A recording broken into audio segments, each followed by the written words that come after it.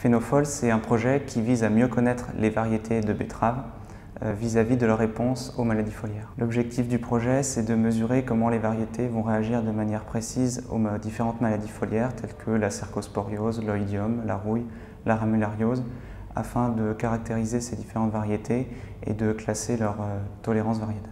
Les grands enjeux derrière Phénophol, c'est de pouvoir identifier des variétés qui permettent une meilleure compétitivité de la culture de la betterave et donc d'avoir des variétés qui permettent une culture plus durable en utilisant moins de fongicides et en ayant un rendement comparable aux autres variétés.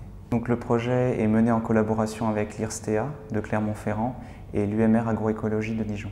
L'ITB a un rôle central au sein du projet Phénophol. Il assure la coordination et fournit également le matériel végétal et les essais qui servent à mettre au point les méthodes.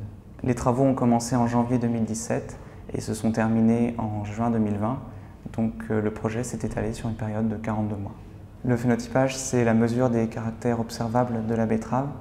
Donc ici, pour la cercosporiose, ça va consister à mesurer la taille des taches sur les feuilles de betterave, également leur couleur ou leur nombre.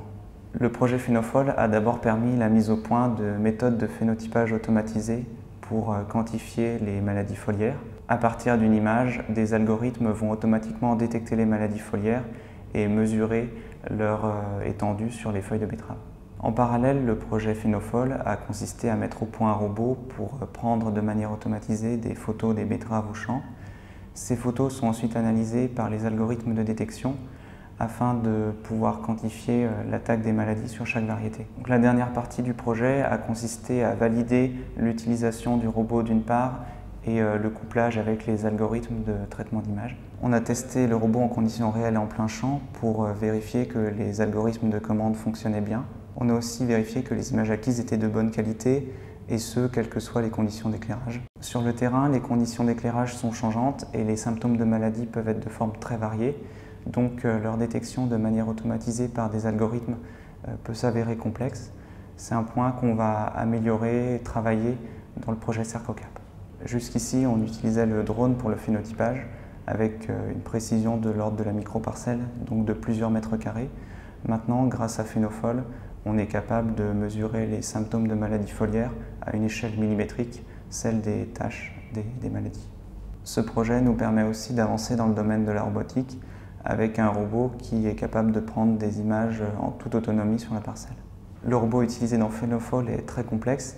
Il peut mettre beaucoup de temps à prendre des images sur toutes les microparcelles.